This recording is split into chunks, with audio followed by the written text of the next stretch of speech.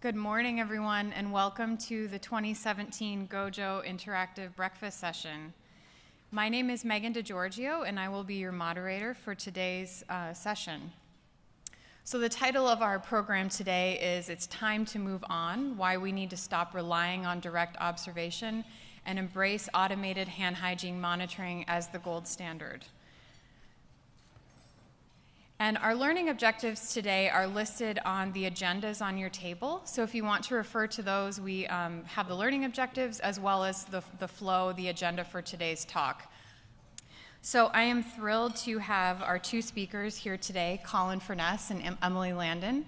And they have put together a wonderful program for you this morning. And we certainly hope you enjoy it. I'd like to start by introducing our first speaker, Colin. Dr. Colin Furness is an assistant professor of knowledge management and information at the University of Toronto's Faculty of Information. He's also cross-appointed to the Dalla Lana School of Public Health. And with a focus on designing for knowledge work, Colin teaches the effective use of knowledge and information systems to improve organizational practice. Prior to his university appointment, he was an infection control epidemiologist developing an innovative technology to measure hand hygiene behaviors beyond the WHO moments for hand hygiene. Using this new tool, he collaborated on research which quantified the Hawthorne effect in hand hygiene behavior and which achieved the first objective measurement of patient hand hygiene behavior. Our second speaker today is Dr. Emily Landon. Dr. Landon is the Assistant Professor of Medicine at the University of Chicago in the sections of Infectious Diseases and Global Health, as well as the Committee for Clinical Pharmacology and Pharmacogenetics at the McLean Center for Medical Ethics. She's the hospital epidemiologist at University of Chicago and serves as the medical director for the Infection Control Program. She leads the Infection Control Program at University of Chicago and is the medical director for their Ebola Treatment Center. And her research is focused around hand hygiene of healthcare worker provider behavior, specifically behavioral modification for reducing the risk of HAIs and optimizing antimicrobial utilization. Dr. Landon is currently working on innovative ways to use technology to improve hand hygiene, compliance, and reduce healthcare-associated infections.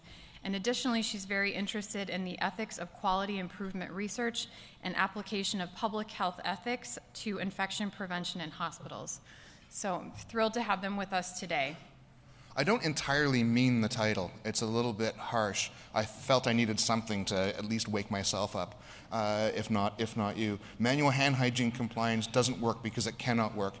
Manual observation can be very useful for pedagogical purposes, for training, for spotting sorts of problems. What I mean by this, and I mean it very sincerely, is for performance measurement, which is where I spend a lot of my time thinking, it's a problem, and that's what I'm hoping to demonstrate today.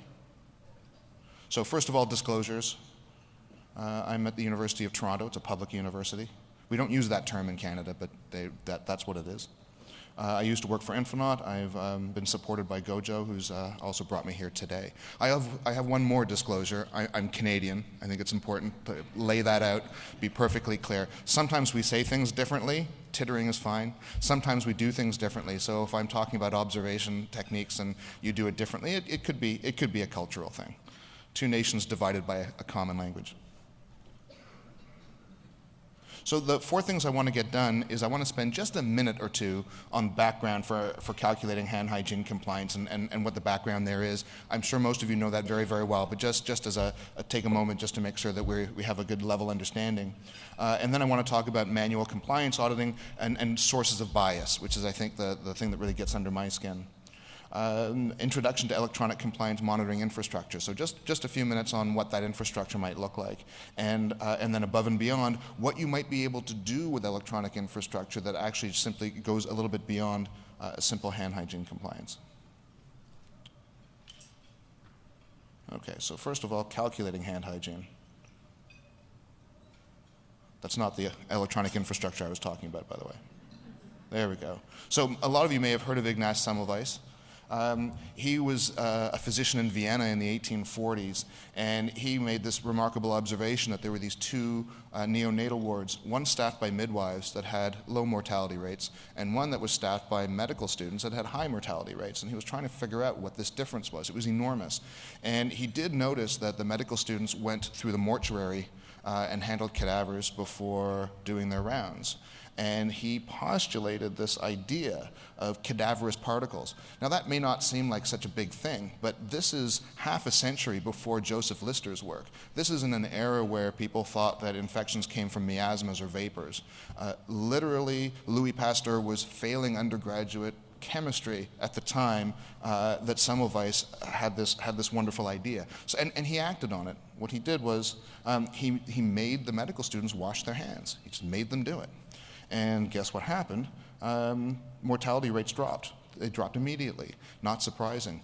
If you're wondering why he has such a dour expression on his face, the end of his story is not so great. He was ridiculed by his colleagues because the insinuation here is that doctors had been causing a lot of harm. He was fired. He had mental wellness issues after that. He was confined to an asylum, which would be a dreadful, dreadful place. And he died from sepsis, from a cut to his hand. So a very sad story. Let's fast forward a little bit. 2008, in Ontario, where I live and work, all hospitals, and there's over 200 of them in the province, all hospitals were required to start reporting, publicly reporting their hand hygiene compliance rates and selected hospital infection rates. And so this presented an opportunity. A trove, essentially, starting in 2008 of data where we could essentially prove that Semmelweis had it right, that this program was working. And I got my hands on some data in 2009, so only with 2 years of data. I'll come back to my story in just a moment, but the definitive study was published in 2013. So it was a population-level retrospective analysis of publicly reported hand hygiene compliance and HAI rates across over 200 hospitals, and by this time we had 5 years of data. And I think that brings us to our first poll in terms of what you think was found. Let's see. Okay, so let's go ahead and see. Was it very high correlation? What Semmelweis might have found? Moderate correlation?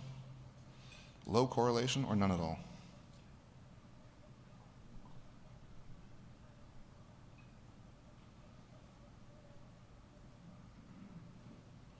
And starting to stabilize. All right, we're just about there.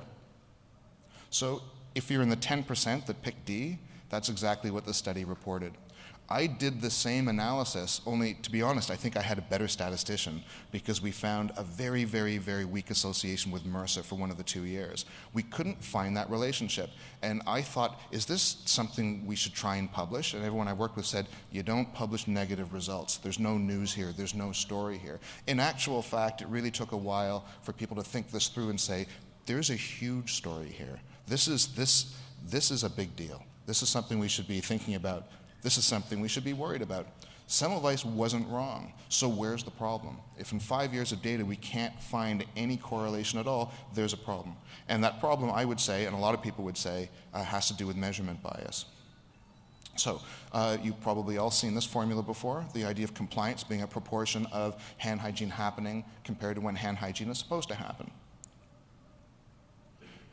And that gives us an opportunity for bias both in the numerator and in the denominator. So bias in terms of counting what happens and bias in counting what's supposed to happen. So two different dimensions there. And so that leads me to wanting to describe 3 fatal sources of bias. Is this a complete list of all possible bias? No, but these are the main ones. So the first one is known as sampling bias.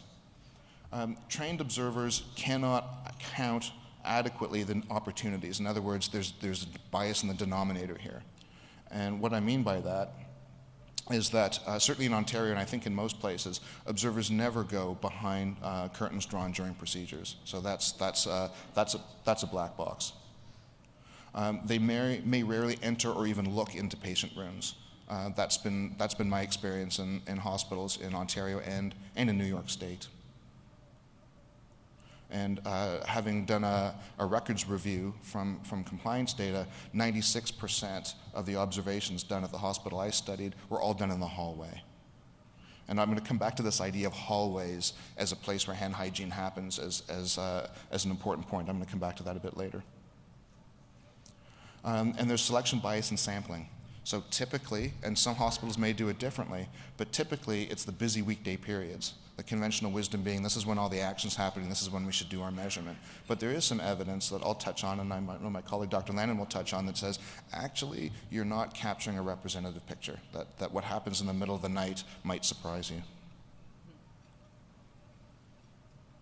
The next one is observer bias, and this one is quite striking.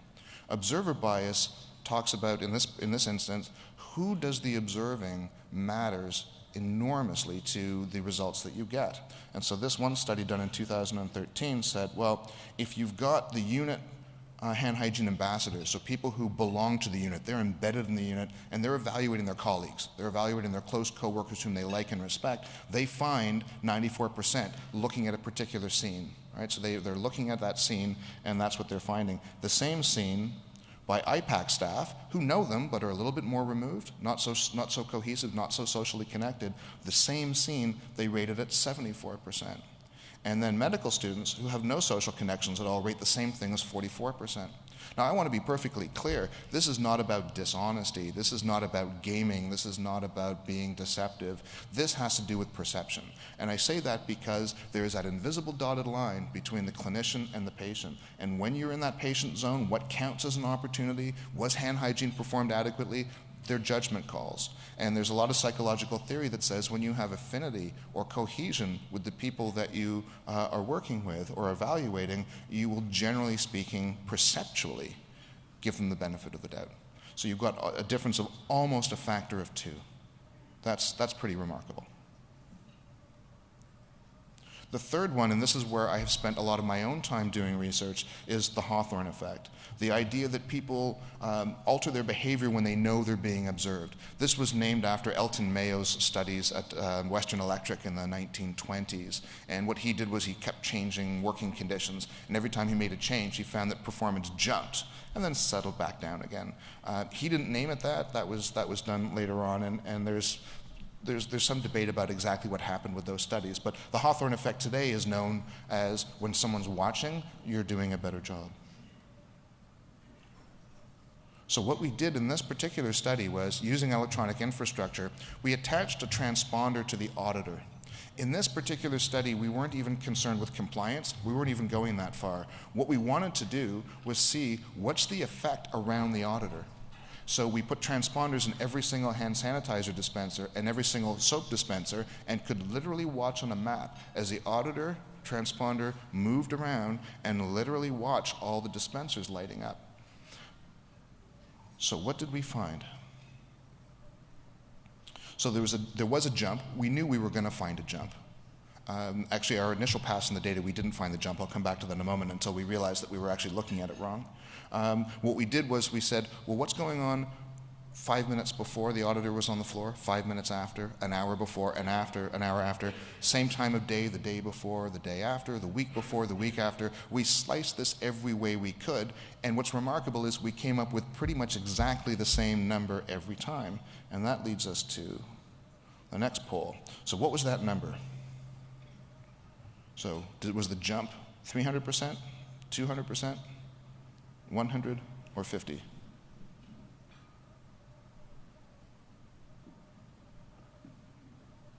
Starting to settle down. Oh, okay. There's a lot of uncertainty. Just about there. So everyone's really divided on this one. We were really surprised by what we found. And what we found was the jump was, in fact, consistently 300%. That high. What's more striking is that the jump was line of sight of the auditor. Our initial analysis, we drew a radius around the auditor, and we thought, well, rooms, everything within a certain number of feet. Let's measure that. And we saw nothing, and we thought, this can't be right. So we took a second look at the data, and we said, let's just do line of sight. just all the way down the hallway. If you can see the auditor, let's include those instead. And as soon as we did that, we saw 300%. So what that means is as soon as the clinician goes around the corner or into the patient room, it drops right back down again. But where the auditor can see, it jumps consistently by 300%. So a 300% jump when the auditor is present, just because it's a bit early in the morning to be doing arithmetic. I see hand hygiene compliance reported above 75% all the time. That's common. And certainly in the 90s as well. And so the question I ask, and I think this is a really important question that a lot of you probably face, is how on earth can you get traction for a campaign to do better when you're already reporting 90%? But when that 90% is 30%, we've got a problem. This troubles me a great deal, and this is probably the most impactful research I've done, certainly. Okay, so having now talked about 3 different sources of bias, and those are really hard to get around, I don't think that you can tweak your operations and make these biases disappear. I don't. So having done that, let's now look at an alternative, electronic compliance monitoring. So the first thing to think about when you're thinking about electronic monitoring, and I know this can be confusing if you haven't spent a lot of time looking on it, is what I call measurement locus. What is the place, what is the focus or locus of your measurement? There's 2 ways to do it. You can identify individuals, and typically that means that individuals wear a transponder or a tag of some sort that identifies the individual. And so the numerator would be the actual instances of dispensing by that individual over some proxy for movement and proxy for patient contact. So that could be entering a patient room or entering a zone that's defined by the hardware. So that's when you're trying to identify individuals and measure individual performance. The other approach is actually to look at it as an aggregated group, and typically that means that staff are not wearing transponders, that you're measuring dispenses. And so that could be per ward, per time period, per room, and so on and so forth. And the denominator can be a movement proxy, although it's also possible to calculate expected instances based on the kind of ward it is and the patient population. So that's the first thing that you have to decide. Am I going to look at individuals or am I going to look at an aggregate? And then there's a certain number of components to think about. So first of all, you have the dispensers. So the dispensers, one way or another, and there's a few different ways to do it, but one way or another, they need to either send or receive signals that something's going on, right? That a dispense has actually happened. If you are doing measurement by the individual, you need person tags, so some kind of device that are worn by staff. And again, they can either send or receive signals that they have been associated with a dispensing event or that they've come into a patient zone. Often you have motion detectors. These can be placed at doorways, for example, or near bedside or other places, again, to define zones of close patient contact. And then you typically have some network of receivers or repeaters that hear these signals as they are transmitted wirelessly, add them all up, and report them. And so you have a network connection that takes all this data, uploads it, and then software is used to essentially calculate and report compliance. Those are all the pieces. There's a number of different technologies. It can seem a little bit confusing, and the pace of change of development has actually been quite fast. The first and oldest, I think, was radio frequency. They've got powerful range, but for staff tags, they can certainly be imprecise because they'll go right through a concrete wall. So there may be an error of only a couple of feet, but if there's a concrete wall in between them, that can be an issue for staff tags. There's infrared. It's the same technology that your TV remote control uses, and you need line of sight. So that's very good for close proximity, so the distance between a person and a dispenser, for example. Ultrasound has a moderate range, and although you need to use a lot of equipment, you can actually achieve very, very high precision.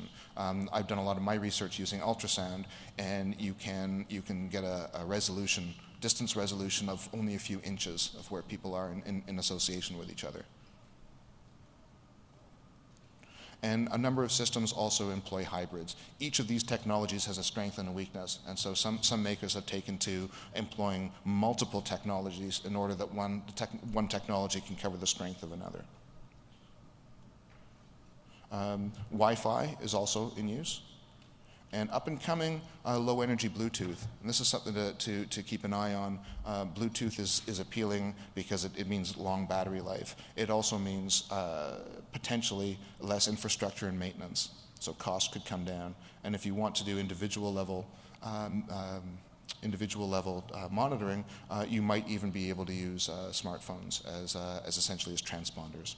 So there's a lot of change going on in this area. So let's go back to bias now. I made quite a lot of these three sources of bias, and now what I want to do is compare and say, well, given these dreadful sources of bias in manual compliance auditing and that very harsh title of my talk today, what can we say about what electronic infrastructure can do? Well, the first one is sampling bias. Remember we talked about how you're never going to get a representative sample because you can't count everything. An electronic system does. There's no sampling. Sampling bias doesn't exist because you're essentially capturing a census. You are counting everything, everywhere, all day long. So there's no sampling bias. Observer bias, obviously there's no observers involved either, right? So you don't have that problem of social distance. You don't have that problem of different people applying slightly different standards. So no observer bias. And the Hawthorne effect. Now there's a little bit of disagreement as to whether the installation of an electronic system boosts hand hygiene compliance on its own. There's some evidence that it does. That's a little bit unclear. That's a complicated question to answer, and I don't want to dwell on it right now, but that's certainly possible. But an increase that's persistent is not a Hawthorne effect. An increase that's persistent is an increase. So if that's happening, that's great. But there's no Hawthorne effect because there's no event, like an auditor showing up, that makes people feel like, oh, I'm being observed right now for these few minutes, and I'm going to increase my hand hygiene as a result. So these three very bad problems, very big problems of bias are more or less eliminated. And so finally, what I want to do is say, well, you know, I love working with infection control folks because they love their work so much, very, very committed. And coming here at 5:30 in the morning, I think, is only one symptom of that syndrome. And what I want to try and do is get you a little bit excited about the idea of maybe going a bit beyond just compliance. What else could you do if you had this infrastructure measurement? Because the name of the game is reduced infections and increased patient safety. So what can we do beyond simple compliance? So the first one is the patient hand hygiene study that I worked on. And we started by asking this question: if a lot of the things we should be really worried about are fecal oral, whose hands should we really be worried about? Clinician hands, of course, but what about patient hands? And I co-authored the first systematic review on patient hand hygiene, and there's not much there. So very little research. What we did was we put transponders on patients. We told them that we were tracking their location. We got permission to not tell them what we were doing. Because what we were doing was following them to the bathroom, following them down the hall. We followed them everywhere, just like we followed the auditor with the Hawthorne study. And we wanted to see what they would do. So we measured hand cleaning behavior at the bathroom, before meals, in and out of their rooms, for obvious reasons, because we look at that for clinicians. And because there was a patient kitchen on the ward, we threw that in as well and thought, well, let's just see how the situation looks that way. Now, every single research publication in patient hand hygiene up until this point was self-report.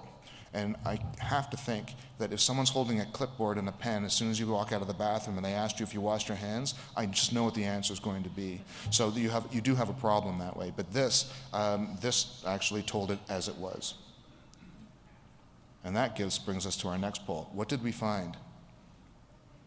Patient bathroom hand hygiene, 10, 30, 50, or 70?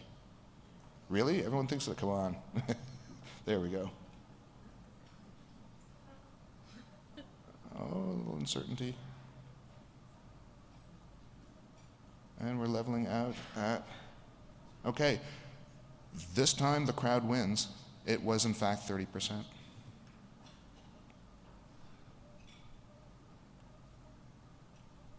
So let me give you some other rather shocking statistics.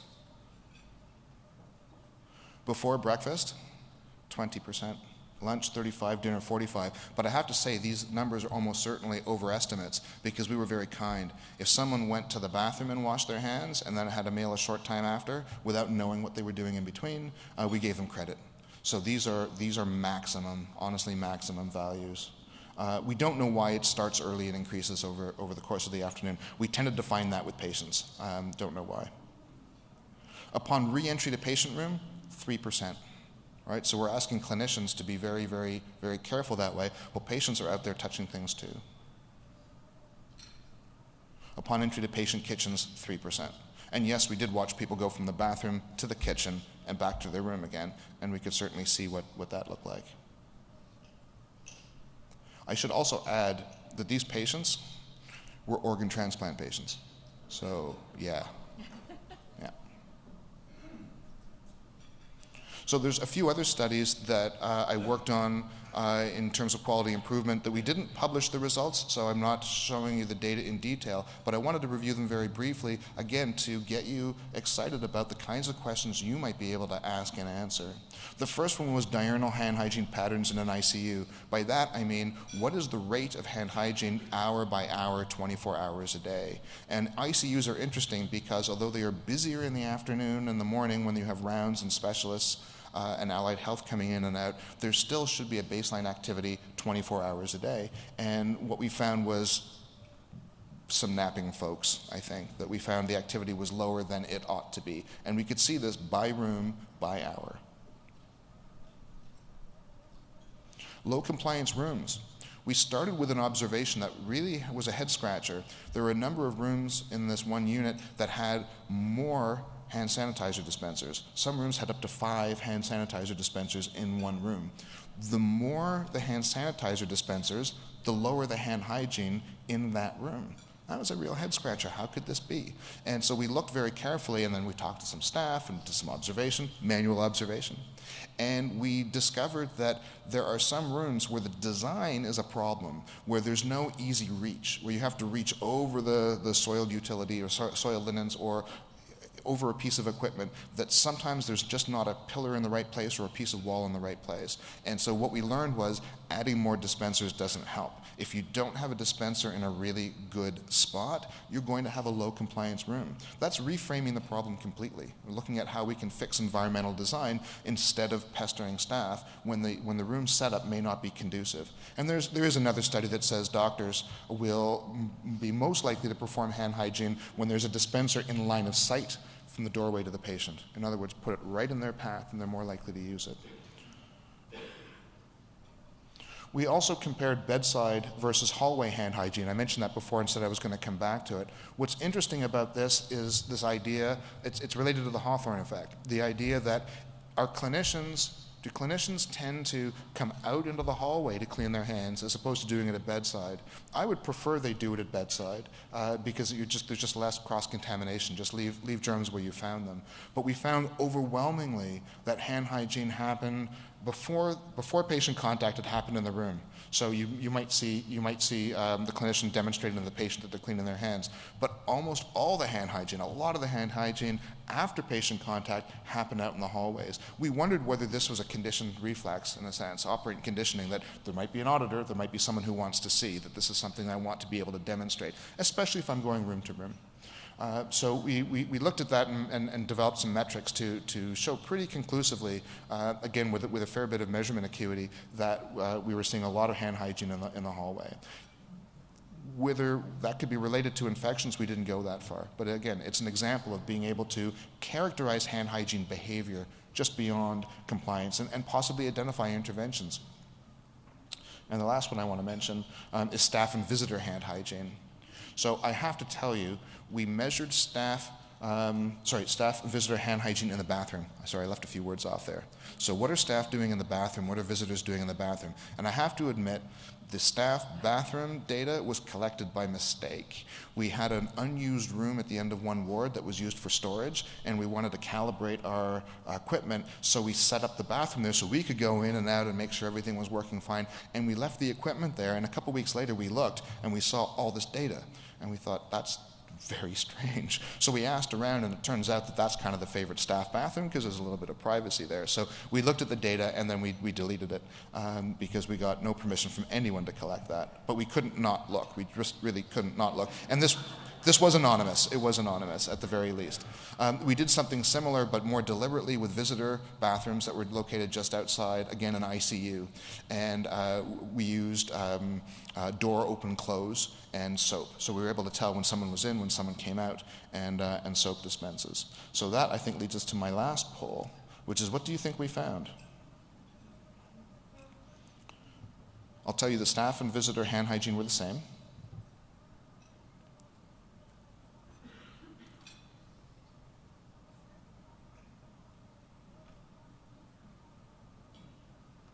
All right, starting to settle down. So if you remember what patient bathroom hand hygiene was, will that move the needle a little bit?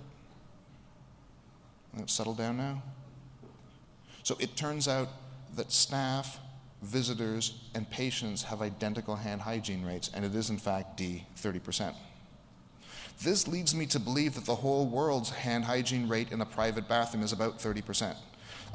In public bathrooms where you can have basically shared a facility, there has been research with a janitor, a fake janitor in the corner, with and without, and hand hygiene's up. Just because there's someone else in the room. So there is a social conformity effect. But when you get to close the door and lock out the whole world, it seems to be 30% across the board. Now, I've never been a germaphobe, but I always now use a paper towel to open and close bathroom doors because I know the numbers, and from all these different sources, that's it. So it seems to me we could apply some simple interventions here. We could be asking people, putting signs in bathrooms, asking people to wash their hands, maybe even reporting these numbers. I had one great suggestion from an infection control preventionist who said, you should really say, if you really want people to think about this, you should really say, wash your hands before you go. It's like that gives everyone cause for thinking about the danger that their hands represent, perhaps to themselves as well as to their patients. But those kinds of ideas for interventions do need to be data-driven because with electronic infrastructure, you're able to not only identify those sorts of problems, you can brainstorm interventions, and then you can very easily, with very little effort, with essentially no additional cost, measure the impact. So if we really want lower infection rates, if we really want safer patients, we can use electronic infrastructure to ask those questions, to test interventions, to answer those questions. And so in conclusion, I would say, what did I say? Semmelweis did prove that hand hygiene matters. The moments of compliance that I've had a really hard time with because of how limited they are and difficulties in measuring those with bias and reporting, as I've discussed, they moved the needle substantially. I think everyone knows that. Before we had the moments, hand hygiene was not so important in hospitals. But I think what's important to also understand is that manual compliance auditing has stopped that needle, and it stopped that needle due to bias. And I think that is an enormous systemic problem. Electronic infrastructure can avoid that bias. And finally, as I've just indicated, electronic infrastructure can enable research and innovation to go beyond those 5 moments.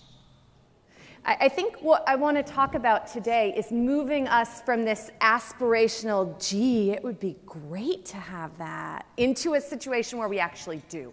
And what would you do with it? How would you get everybody on board? What would it look like? Because we have it. We have electronic monitoring of about 95% of our beds. And we use an aggregated monitoring system, which I think Dr. Furness explained to you was where we have opportunities based on the unit level and events based on the unit level, so we don't have individual monitoring. But that's something to think about as we go forward here. So yeah, the double clicking is awesome. I have some disclosures. You can read them here. They are not unexpected. But let's talk about getting buy-in. The first thing I want to say about getting buy-in, if you're interested in getting a hand hygiene electronic monitoring system, is there is no substitute for enthusiasm and passion. You cannot just have one single sit-down meeting where a vendor shows up and sells it on your behalf to your C-suite. It's not going to happen. You have to believe in it. And hopefully, after today's conversation, you have a much better understanding of how this can move your entire infection control program into a new place. But you really can't improve what you can't measure. And better hand hygiene is worth it because it saves money and it saves lives. This isn't something that happened in the 1800s. We haven't moved past this yet. We can still get gains from improving our hand hygiene today. So let's talk about the tough people in the room first. You all mentioned that cost was your biggest concerning factor, and it is. These are expensive systems. They cost money.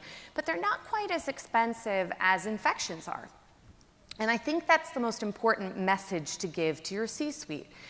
But the first thing you have to tackle is their question, what do you mean we have bad hand hygiene? You've been telling me it's 90% for years. Why would I need to improve things? And how much is it really going to cost? How much is it going to save? And what happens when Joint Commission comes and sees that our hand hygiene isn't 90%?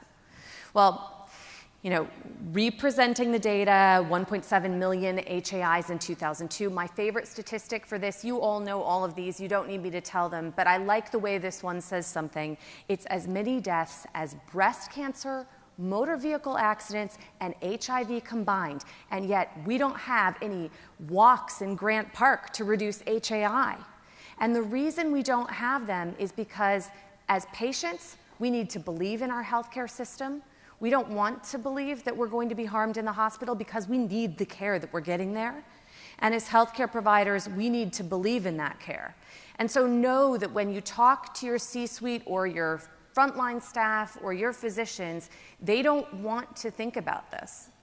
And it's up to you to make sure that they see that, but that they see that there's something positive that can be made from it. And that is that we can save a lot of money. So it turns out, if there's a number of modeling studies and also some data from our own program that show that reducing infections and largely by cleaning our hands, can actually save us a ton of money. So HAIs cost about $45 billion per year. At my own hospital, we calculated that we could save $1.2 million per year in MRSA costs alone for every 10% increase in hand hygiene compliance, based on a study done by Keith Kay and Dr. Cummings that was published in Itchy in 2010. And that was an important study in helping my C-suite to understand how important hand hygiene compliance could be for our bottom line. But really, what I wanted to focus on was that 90%, 75% number that we were presenting every month at our medical center quality committee meeting was just the toenail of the elephant. I mean, you couldn't even tell you were looking at an elephant from the numbers that we were looking at. You look at hand hygiene studies out there, and they tell you they have 30,000 observations, and this is so amazing that we have 30,000 observations. Well, I have now, with electronic monitoring, I get 100,000 observations a day out of 650 beds. So 30,000 observations is literally the toenail of an elephant. You have no idea what you're looking at. And that is the point that we've been trying to make all morning. And that's why these numbers can be so meaningful. And once we talked about what the magnitude of hand hygiene really is for our frontline staff and for our patients, that this is something that happens in our medical center naturally, 100,000 times a day, and that's just inpatient. And we were looking at maybe 30 a month from a unit. It was pretty clear that we didn't have really accurate data. Although what really moved the needle for us on this was when I stood up at the Medical Center Quality Committee and refused to report the hand hygiene data because it was essentially no better than a lie. This made people angry, but it made them angry enough in a way where I could provide them with an answer. The next question I got, what happens when we find out that our hand hygiene isn't 75%? Well, you're not alone. Lots of people have bad hand hygiene compliance. It turns out most people have very poor hand hygiene compliance. And when Joint Commission came to look at our data after we had our hand hygiene system in place, this is the exact slide we showed them about our hand hygiene, and they were thrilled. They said, oh my gosh, you monitor every one of these opportunities? Look at the improvement that you've seen. It's slow and steady. It may not be 100%, it may not be 75%, but we know that those people aren't telling us the truth when they tell us those numbers. So we had no problems at all. So let's talk about your doctors, people like me. We are tough, right? We are, we already clean our hands. I just want you to know that up front. All your physicians are cleaning their hands 100% of the time if you ask them. And they really do not need another big brother washing them do what they're doing. And the rest of the time, what evidence is there that this is really going to make a difference when I'm definitely not touching anything when I go in that room? And this is the attitude, the sort of dismissive, non-committal, this just isn't a priority for me, that you're going to hear all the time from physicians. And I have some really good ways that I work with doctors on this. I've met with every single physician in my facility, that's like 1,400 physicians, by going sort of area by area and giving them like constant talks about hand hygiene. And the pieces that mean the most to them are the following: that hand hygiene is a professional imperative. This matters to me as an ethicist. It matters to patients. And physicians accept this, that it's part of what they should be doing. They just think they're already doing it. The next most important piece is this idea of evidence. And I show them these 5 slides in succession explaining that there is a lot of evidence already that hand hygiene improves HAIs. And I offer to go through it with them one study by one study, sitting down over coffee if they really want to debate it. But after seeing the amount of evidence that's there, no one wants to get into the nitty-gritty. They realize that it's important. And then they start in on the big brother piece. I'm already being watched, someone's auditing my charts, they're already telling me when I don't have my notes or my billing in on time, I'm already getting in trouble for this and that. And this is, you'll get the same thing from your frontline staff and your nurses. I'm already being audited for this, for electronic medical records, and I'm getting all these compliance things. But the reality is that this is just a piece of where we are in healthcare. And healthcare, working in a hospital, is your job. It's not your life. And it's not your prerogative whether or not you want to wash your hands. And it is absolutely the entitlement of your employer and your patients to expect that we use whatever technology we need to in order to make sure that you do what you need to do. Framing this less as a big brother situation and more of a pedometer, this is an opportunity for you to monitor yourself. We enforce on ourselves when we enter all of our calories into MyFitnessPal and we track every step we take. We want that kind of self-monitoring in order to change behaviors that we want to change. And once you've decided that hand hygiene matters to you and you want to improve it, then this is the way to go. Having Big Brother on your side is a lot better than having Big Brother not on your side. And that speaks to how you implement these things and use it as a positive method for change as opposed to it's a carrot, not a stick. Lastly, we need to talk about how there's really deep evidence for the association between HAIs, prevention, and hand hygiene compliance. And I can show you some data here that is as of yet unpublished, but that we found from using our very comprehensive data. So we had, in this database we used to calculate the numbers that you're about ready to see, we had over 14 million hand hygiene events and 40 million hand hygiene opportunities. We looked at all of the hand hygiene opportunities and events that happened in our intensive care units over an 18-month period. That's a year and a half of clinical data. It's the largest known hand hygiene compliance database in the world. And what we found was that every 1% improvement in hand hygiene reduces MRSA acquisition, because in Illinois we have to test everyone for MRSA when they come into the intensive care unit, so we can see how many patients develop an infection that otherwise were not colonized by MRSA, by 4%. So this is the association that we don't see when we just look at the toenail of the elephant. We can't see it because there's too much bias.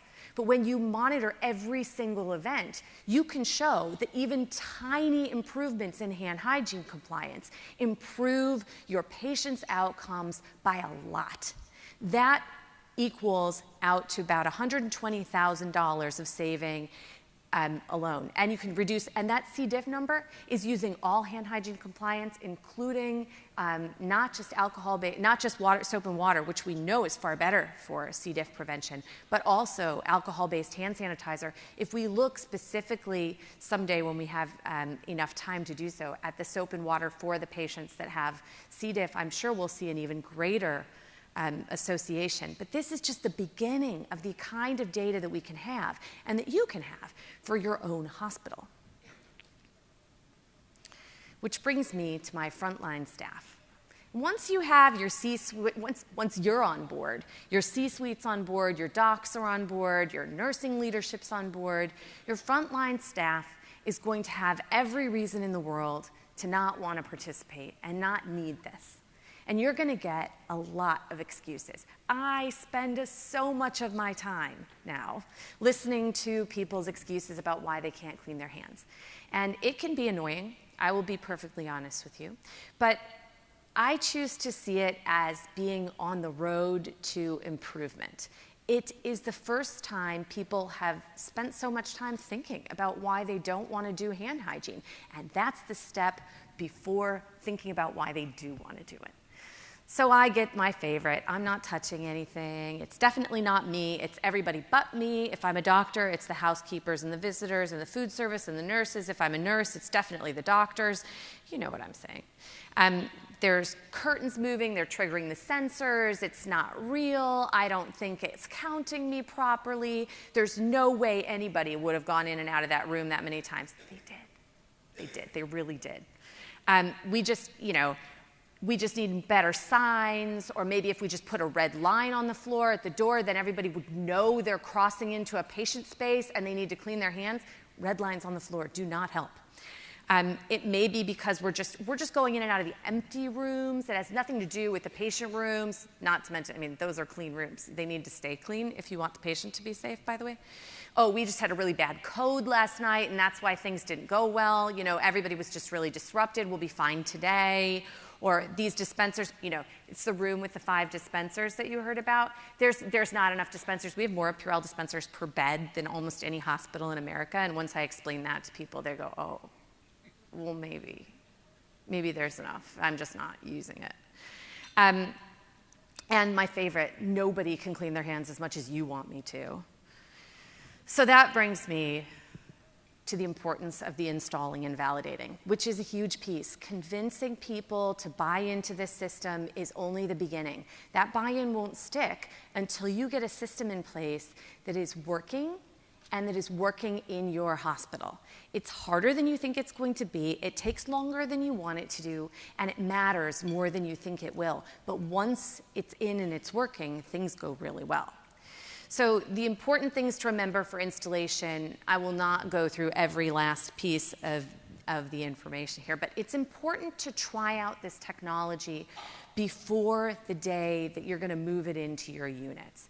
Every physical space is different, and every technology is different. One of our hospitals, one of our older hospitals, had tin ceilings. And when we tried out certain systems in there, the signal would just bounce all over the place and catch all kinds of things that we didn't want.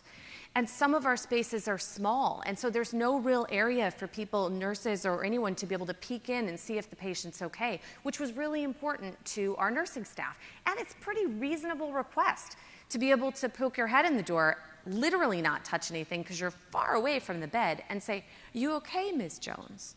Do you need something?" And so we needed to figure out a way to do that. We needed to decide what was in and what was out, because the observer bias that we had before, where someone could kind of decide if they thought the person was in or out, didn't matter. We needed a real line. We needed to have an objective standard of what it means to be in the room or in the patient space.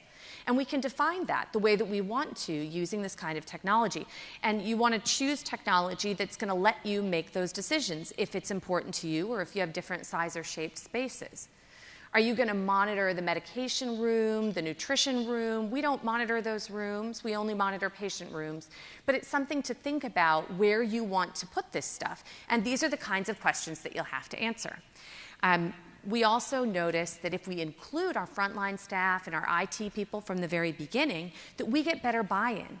When the staff realizes that this is not really Big Brother standing over their shoulder wanting to fire them for not cleaning their hands, they get to choose an objective standard. It's no longer based on what somebody thinks is going on. It's really an opportunity for them to say, I'm setting the goalpost for myself, and that's where I'm going to be able to meet that goal. If you have you need to make sure that it works with their workflow, that there's no interference with your existing technology. Does this Wi-Fi work on the exact same channel as the other Wi-Fi you have running in your unit? Is it going to interfere with that? Will all your computers work the same? These are important questions that need to be answered once you decide that you're going to head down this road.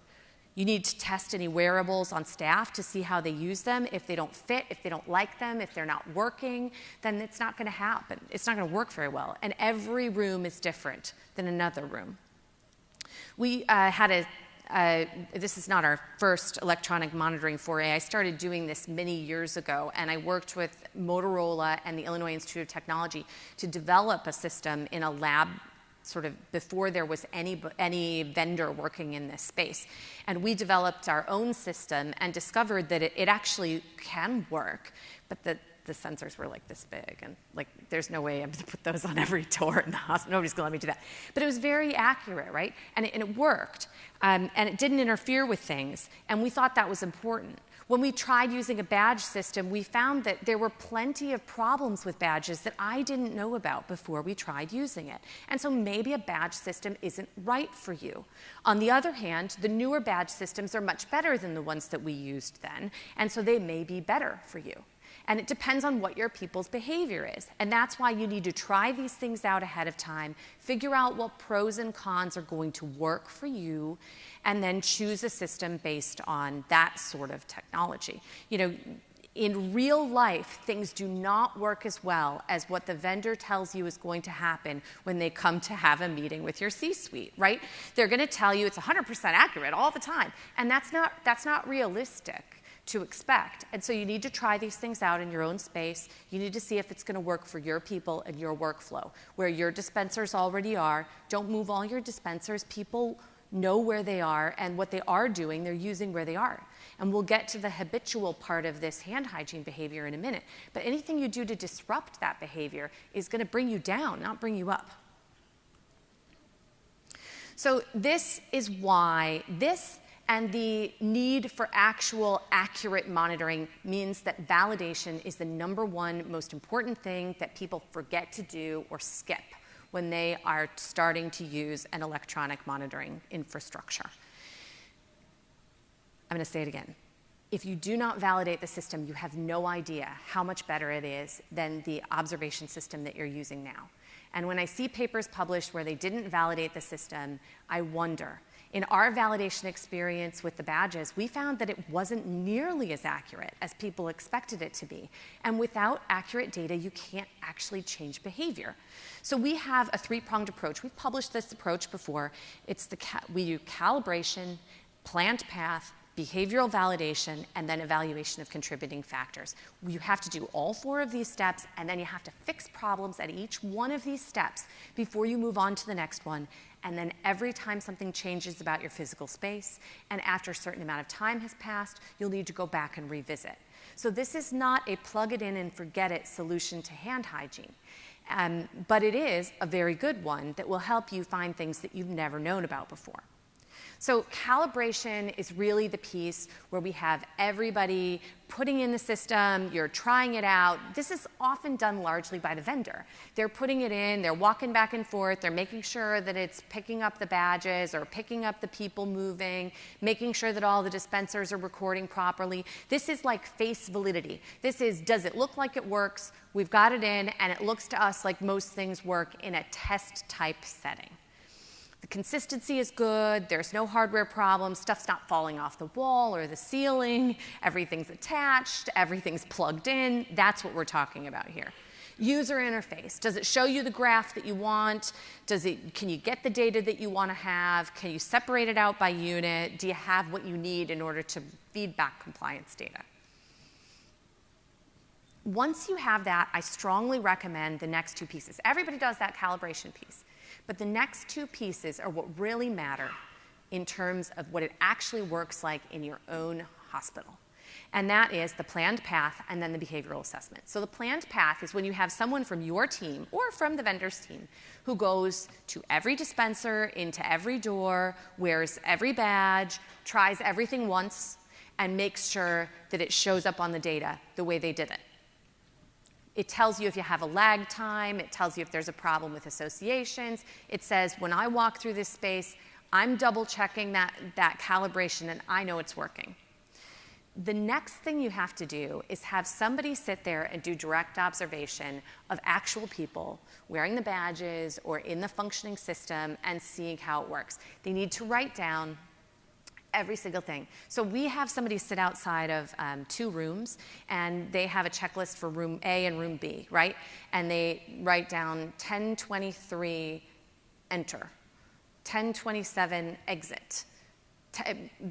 We do dispensers separately because they're actually quite reliable. It's the entries and exits for our particular system that need more validating. And that way we go back to the raw data and we match it up. And we make sure that and they make notes and they say 2 people entered at once, or 1 was entering and 1 was exiting at the same time. Or the bed somebody was pushing in the bed, and how did that get counted? So we know exactly what the good things are and the bad things are about the system. And then we can begin to assess what's really happening, if we need to move a sensor, if we need to change something, if we need to do things differently. So you can see that on our first pass of behavioral validation, 1 floor did beautifully and another floor didn't. And that's because we had the sensors, they were just slightly off for what was happening. People were peeking their heads in and it was counting them. There were one of our problems is when you push the compute, some of the rooms have lower ceilings, and when you push in the mobile workstations, it was counting it as two things because they get warm over the course of the day. And so we had to change the gain. We can adjust these things in order to make sure that it works. And eventually, everything's at the 90% level or better. But it's worth doing because otherwise, 1 floor says, well, there's no way we're ever going to change. Nothing we do moves this needle. And that's because they don't have the same, it doesn't work as well there as it does somewhere else, and you need to make a change. And then we need to look at contributing factors. So for an aggregate system, this is especially important. When you have individual systems, there are other problems that you need to deal with. But for us, we want to know if there's noise in the numerator or noise in the denominator, and how much is there. There's always noise. Nothing's perfect in these systems.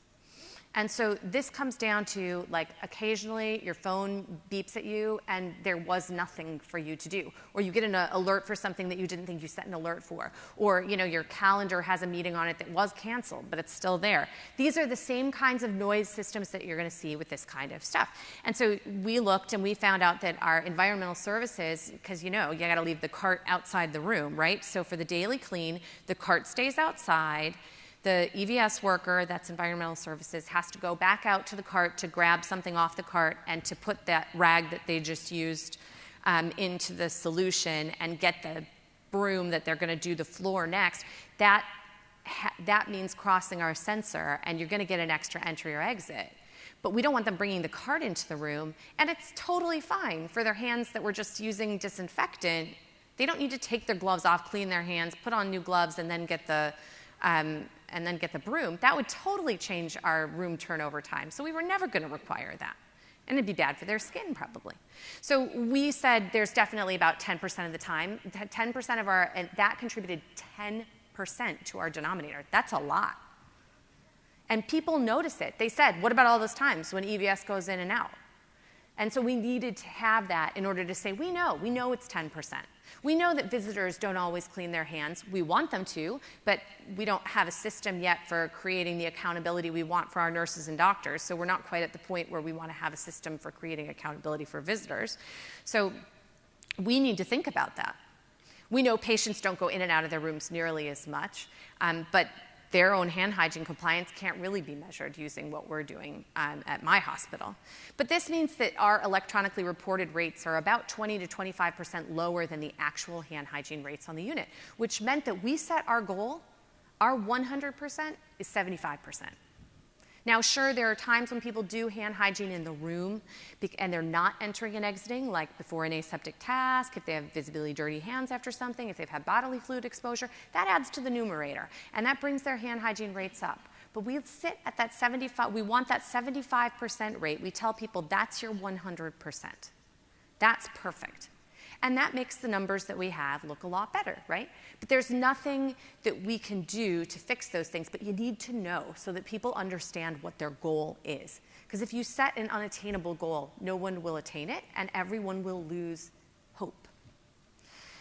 The other thing you need to know about is that sometimes people cheat, and sometimes hardware malfunctions, and you can't forget about that. That's an important piece of things. In aggregate systems, we occasionally have problems with over-dispensing. In other words, someone just, this is great. So we also have video cameras in some of our hallways, and so when we see this, we can go back and watch the video. One night for 5 hours, a nurse was standing outside of an intensive care unit room going like this under an empty hand gel dispenser. 5 hours. The best part was when he went into the room to actually see the patient, didn't bother to clean his hands.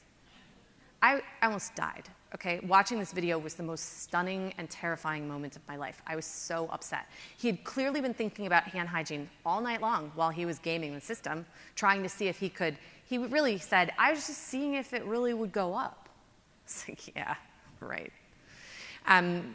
All night, then you go into the room, see the patient, come back out, and resume this little behavior. No actual hand hygiene. He's like, but I just used it. I was like, there's nothing in there, obviously. Sometimes we have people we've had some contests, sometimes we have contests, and you run the risk of having people do what we call dispenser touring, which is where they take a cup or a blanket, and they go from dispenser to dispenser to dispenser down the hall all night long when nobody's watching to drive up the numbers. Yet people are very creative. If they thought this much about it is honestly easier to just clean your hands than to cheat. But you get all types, right? And we found these problems. We disciplined these people. We used some algorithms to look at it. But we always worry about any outlier data, both good and bad. One time, someone put tape over the door sensors in one of the rooms so that there were no entries and exits recorded for a room for 3 days. But there was plenty of hand hygiene. So the numbers looked great. Yeah, right. So you got to know, if people know that you're staying on top of them, they won't be able to do this. We don't have nearly as much of that. That was a phenomenon that we saw when the system was new, and people really wanted to try and see if they could beat things. But it's important to know that that's out there and that your people will try that. But once you have a functioning system in place, you have an entirely new world of performance improvement that you can embark upon. Automated monitoring doesn't actually change anybody's behavior. It gave us about a 5 to 10% bump every time we installed a unit. That unit would go up about 5 to 10% once we put their monitor on the sort of display monitor on their unit, and they could see how they were doing. So you do get some of this sustained Hawthorne effect, which really isn't Hawthorne effect, but is actual improvement. But you don't have, but what you need to do now is actually change the behavior, because it measures the behavior you want to change. Hand hygiene is a habit, okay? And this is important. We got to start, everybody needs to be on the same page for this in order to understand what we're going to do next. I'm sorry, I haven't turned to look at you guys at all the entire time. Hi, over there. So the habit, imagine this like your seatbelt, right?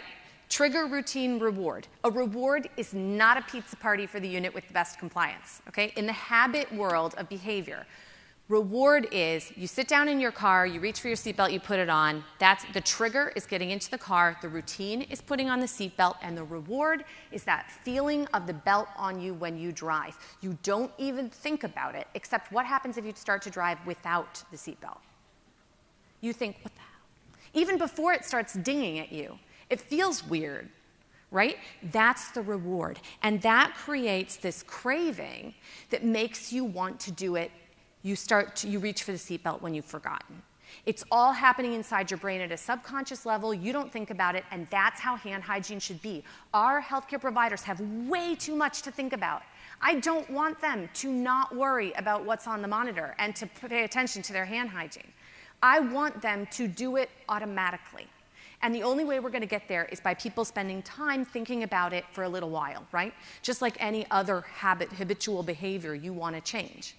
Smoking, overeating, biting your fingernails, checking your Facebook too much, drinking Diet Coke 24/7, looking at your phone just because it's there, biting the end of your pen or pencil. Those things are hard to fix, and so is hand hygiene, for exactly the same reasons. So once you get past all these mental blocks of like, I don't need to do it because I'm not going to touch anything this time, and you start focusing on, but if you don't do it this time, you're not going to do it next time. Just do it and get it done. That's the best way to get people to move on, but they have to buy into this.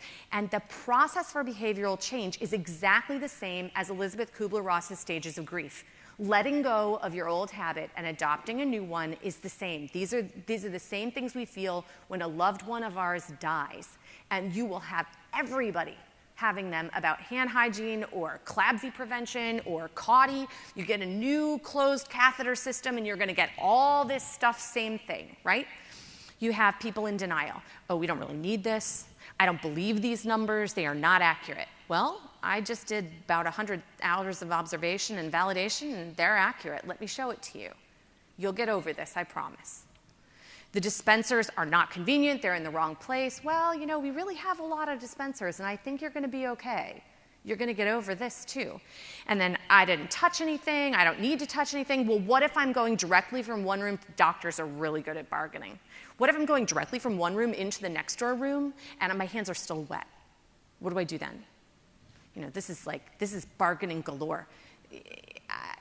You're going to get over that too. And depression, the nurse manager calls you and she says, I've done everything I can. I cannot improve hand hygiene on this unit. Dr. Landon, I have to quit. You can't quit. You're almost there.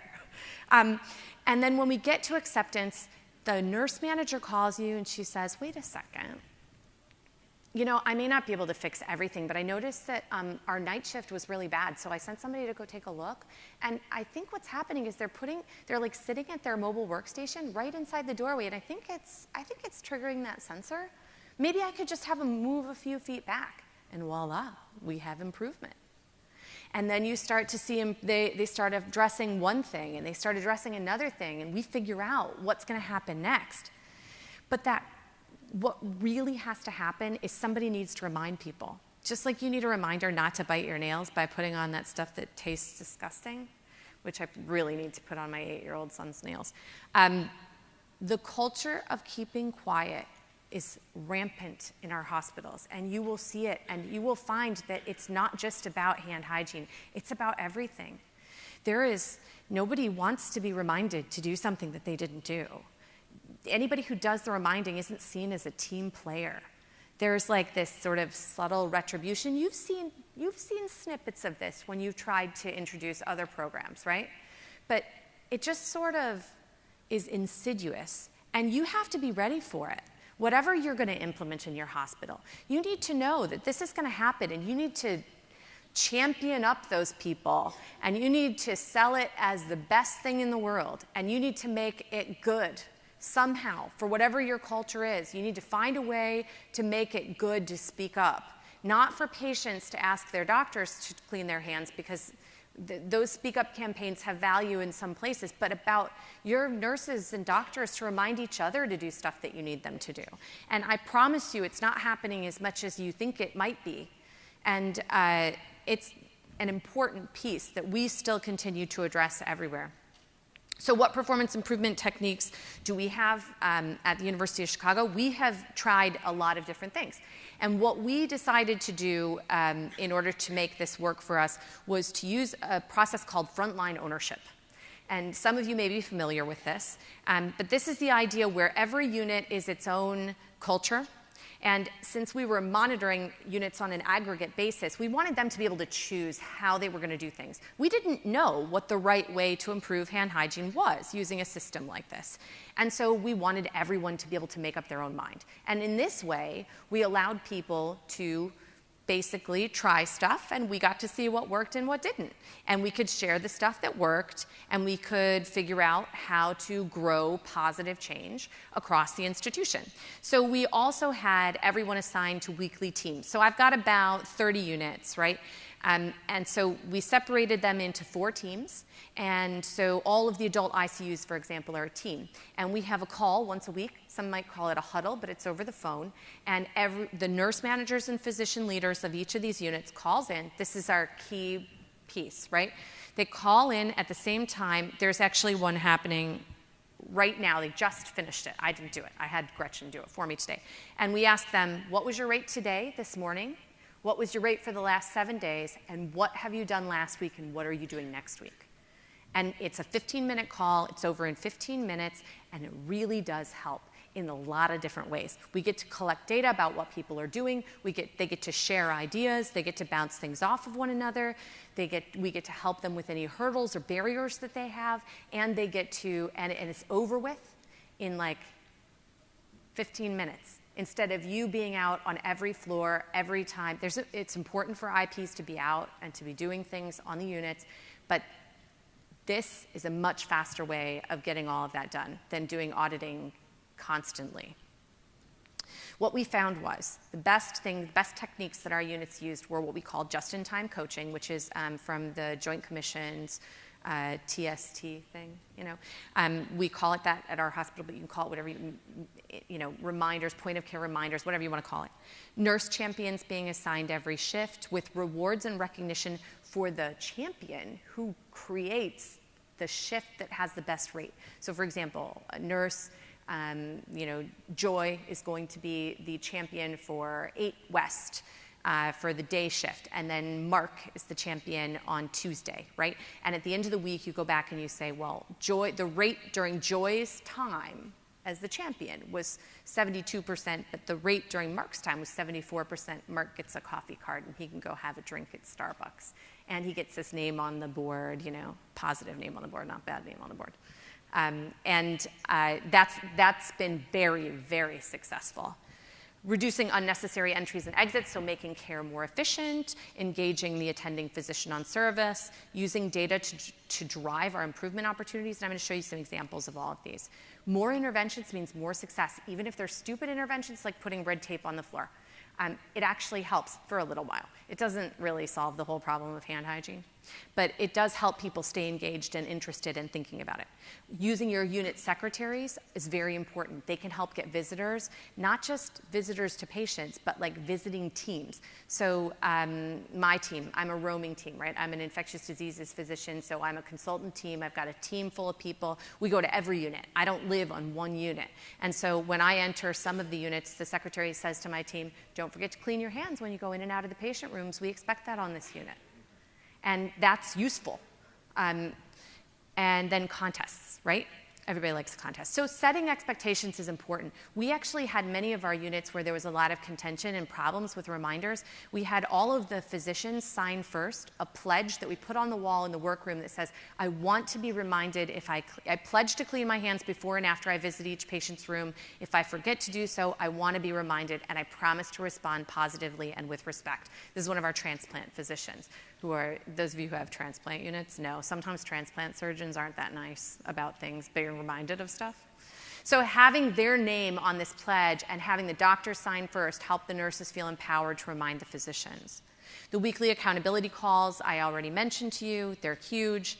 But you have to give it some time. This is ICU number 1 in the first 14 weeks. On the top are entries and exits, and on the bottom our hand hygiene compliance is totally flat for 14 weeks. And I thought, why can't you improve? What's going on? But then that same ICU after 37 weeks, look at what they did. And now they're sitting in near the 75% range all the time. And look at all of the different interventions they tried. They did a bunch of stuff. Some of it's not happening anymore. They kept what worked. They got rid of what didn't. Nothing took a ton of time for the managers. It's not like they have to be there. None of it's dependent. All the successful units have manager-independent hand hygiene improvement activities. And some units just suck. They just don't try. I mean, I don't know what to tell you. That's what frontline ownership is. Some of them have bigger problems. You got a lot of turnover in your leadership. You got a problem with your nursing staff. They're just super overstaffed. If you do one program for your whole hospital, this is going to be a problem because they'll never be able to adapt to it. But this same unit is doing much better now than they were then because they've overcome a lot of problems. And we did the calls for a while, and you can see this was really great for this one ICU, and then we stopped them because we had to move. In our hospital, we had we built out a whole bunch of new floors and moved everybody, and then there was this time period where we had to move all the monitoring stuff and recalibrate it and revalidate it. And so we took 6 months off of doing our calls. And you can see they fell back. This ICU fell, but not as low as they were before. And they came right back up again. Those 2 outliers are the times we had contests, which is another thing I'm going to show you. The other important thing we did is we found that successful units reduce inefficiencies. They didn't go into the rooms as much, but every one of their other safety indicators also improved. They had fewer falls because everybody was batching their tasks. The nurses would bring the stuff they needed. Before they went into the patient's room, the patient say, I need some pain medication. And the nurse would say, great, do you need a blanket? Is anything else? Are you ready for a refill on the ice chips? And they'd bring everything in at once because they didn't want to because this hovering in the doorway, back, in and out, in and out, in and out, was a problem. It was a problem because that's the patient space and this is the workspace, and those 2 things are sacred from one another. And they started to catch on to that, and so they wanted to keep them separated, and you want them to keep them separated too. We also noticed that one attending can make a huge difference. This is an example of over the number of days when one attending comes on service. And so the attending on this intensive care unit made a huge difference. And so having an engaged physician leader matters, especially in closed ICUs. And look at these night shift numbers, right? So you can see the day shift looks great, and then it turns out that the night shift was doing a terrible job. You have no idea what's happening at night now on your units. No idea what's happening on Saturday. This is not a problem with visitors and environmental services. This is a problem of the night nurses just not really, and there's not even a lot of doctors around. And when we were able to show people this and they could see what their night shift looked like, they were like, oh dear, okay. And all of a sudden, some of our assistant nursing managers were shifting their schedules so that they no longer just worked 8 to 5 along with the patient care managers. The assistant care managers would work from 3 to 11 now. And the hand hygiene started to improve, and so did many of the other safety factors that we saw in those units. But it's important to remember that slow and steady is the same way you're supposed to make all of your other habits work, and it's the best thing for hand hygiene. Every 1% reduces MRSA by 4%, so every gain matters. And so you can see we went from probably, in one of our hospitals, the Mitchell Hospital labeled there, the monitoring system has much more noise in the denominator. And so we know that they have an additional 10% off, basically. And so they started about less than 30% hand hygiene compliance there, and they're up to 40% on average, although we've moved most of the people out of that hospital now and into the newer hospital, the CCD labeled hospital, which is now running well above 50%, in the 60% range most of the time. It takes time, but it works. We had a huge contest because some people felt like they couldn't move the needle at all, even with the new system. They said, we can't make this any better. And so we had a big wash, which was a big competition where for one day we tried to be the best. We tried to have amazing hand hygiene compliance for one day, and almost all of our units were at 100%. That's amazing. We had nearly 100,000 hand hygienes that one day. And we helped get our C-suite in because they're really competitive. That's how they got to be the C-suite, right? So we assigned each of our C-suite people a unit and said, you're responsible for them, and you're their champion for the day. And then we had a leaderboard all day. We just had it changing up on everybody's computer. And this was very good. I think it made a big difference. Like, these leaders were awesome. They brought like cookies that were shaped like hands to their unit, and they called their unit manager ahead of time, like the president of the hospital is like calling the unit ahead of time, the manager, and saying, what are we doing for this contest? What do you need for this? Can I help you with some resources? What are you putting up? Are you changing the signs? What are you going to be doing? And they felt like everybody was really invested in them doing the right thing. It makes a big difference. And it really helped our numbers for weeks afterwards, and it helped people see that they could do it. We also know that sharing what works is important. We have a whole website devoted to hand hygiene compliance, and there's like anything that any poster that somebody creates is available, any ticketing programs. Some of the units use ticketing programs, both good and bad tickets, and then they have raffles and things like that. And so all of those deliverables are available, and all sorts of instruction on how to be a hand hygiene champion and all of these things, and ways of parsing out the data and good ideas and fishbone diagrams and how to have a Just Do It event, and we're all lean and all that stuff. It's all available so that people can see. And you can see, we started in about the 37% range when we started this project, and we are now, our needle, literally, this is our hand hygiene speedometer, is well above 50% for all of our hospital. And that's 650 beds, nearly 700 beds of monitoring, and that's pretty good. And I'm really proud of my team, and I know we're going to keep improving into the future. So I really hope that everyone else, my number one goal in life is for every hospital to have outstanding hand hygiene, because that is when we know how to do the hand hygiene, we'll know how to do every other habit that you need people to do. You'll know how to have them put on their gowns and gloves. You'll know how to get the patients into isolation. You'll know how to scrub the hub every single time you want them to. You'll know how to make sure that patients don't fall. You'll know how to make sure that patients don't have pressure ulcers. When we can manipulate habit in our healthcare providers in a positive way, we're going to make healthcare safer for everybody. So that someday when it's us in that bed, we don't need to ask someone to clean their hands, because it will be done. And that's all I really hope for. Thank you so much to Drs. Furness and Landon for two fabulous presentations. As I was kind of reflecting on what both of them had to say, I have always said that there are a lot of parallels between implementing an automated surveillance system in a healthcare facility and implementing an electronic compliance monitoring system. And I think when Dr. Landon talked about validation and calibration, I remember how painful it was to compare every paper lab culture to what was coming through from the automated surveillance system, but we couldn't trust the system until we did that, and it was so worth it. And all of us want, more than anything, to do meaningful work. And I think technology frees us up so that we're not just, out on the units doing direct observation, but we're able to target our direct observation to the right places using the technology to help guide us. So I think technology makes our lives more meaningful. At this time, I want to open up the floor to questions. We have mic runners, people running around with microphones.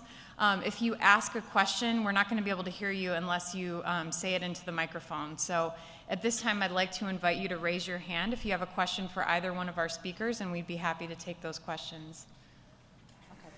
How long did it take from start to where you are now? So when you first initiated the program, and then you did your validation, to now when you have your numbers, how long has this been now? So because it takes so much effort to implement, you need to do all that validation. And we didn't really have the staff to validate 30 units at the same time. So we did one unit, then the next unit, then the next unit, then the next. So it took about a year or more to get all the units installed and up to snuff. Because, I'm lucky to have a really nicely staffed infection control program, but there's not enough staff for that. And so we had everybody installed by about 2015, the beginning of 2015.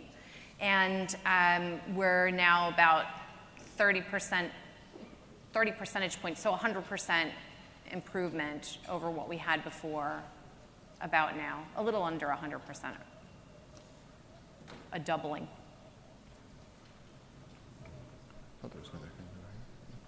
I have a question. Go ahead. Can you hear me? Hey, I just had a question. Have you seen any success with any of these systems using the outpatient setting, or is it strictly inpatient from what you've seen? I've tried two different methods of monitoring in the outpatient, and I find that there's a lot of noise in the denominator using an aggregate monitoring system in the outpatient area, because the patients and the family members are in and out of the room so much more than the doctors and nurses are. And We just published a paper in Science Translational Medicine about the bacterial succession of the microbiome in a hospital from our brand new hospital that you just saw the hand hygiene data from. After we opened it to the Hospital Microbiome Project, and it basically says it takes about 24 hours for the room to become patient microbiome, and I'm not sure that outpatient rooms, I'm not sure how important it is for when the nurse peeks in and says, hey, Dr. Landon is running 10 minutes late, so sorry, did you need a drink of water? She doesn't need to clean her hands for that. And so as much as I appreciate and want everyone to clean their hands when they need to, I don't want them to clean their hands if they don't have to. And so it's hard to know exactly. Honestly, I don't know when people need to clean their hands exactly in the outpatient, nor do I know how to monitor it. The 5 moments are a very helpful guide, but entering and exiting that patient space are not, 1 and 4, 5 are not the same. So I'm not sure. Can I add to that too? You can use a different measurement model for that kind of environment and say, we're never going to know what the percent is for all the reasons that Dr. Lennon just mentioned. But if you get enough baseline measurement, you can get a sense of what is typical, what is normal, and use that as 1.0 and say, let's try and improve. 1.2, yeah, we did that. But we found that that helps. But we have found that the number of patients that show up to clinic on Monday is different than the number of patients that typically show up on Tuesday. And if you have one extra physician that's fitting in an extra clinic, that'll screw everything up for your denial. You'd want to adjust for that, no question. And the same thing happens in the ED, by the way. There's way too many entries and exits from visitors. We have a lot of trouble in our EDs. And as you know, the ED's busyness is a function of some sort of number that is unknown to the world. It's random. Yeah, so motion sensors could be used as a proxy for how busy something is, and you'd be able to adjust that. I've played around with that a little bit, not extensively. You're probably better at that than I am. So I'm Angie Rupp from Lurie Children's in Chicago. Hi.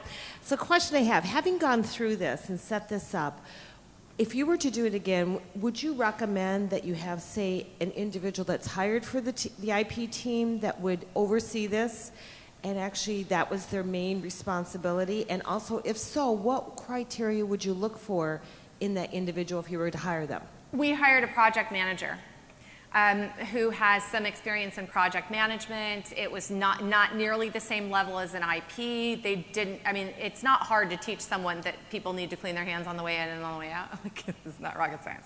And it does not require understanding the definition of CLABSI, which is 12 pages. And you all know this, but just saying. So we had a project manager, a new grad project manager that worked on this, and we've actually transitioned it over to be part of one of our IPs now does that. Over here, there's a question. Okay, my question is in alignment with that. How many FTEs were dedicated to implementing this project? Was it just the one project manager? She did, and she was not full-time on this. She was also handling a couple of other project implementations that we had. So so it was probably 0.5 FTE of a project manager. There was a little bit of IP time, but we tried to make sure that the IPs didn't really have anything to do with it, aside from if the unit that they were covering, because we have sort of a location-based IP distribution. If their unit needed to, wanted to do an improvement program, then the IP might help with that, but we would often try and route that through a different method. But there was a fair amount of my time spent on this. But part of that's just because we were one of the very first hospitals in the world to install on such a large level, and I care about it a lot.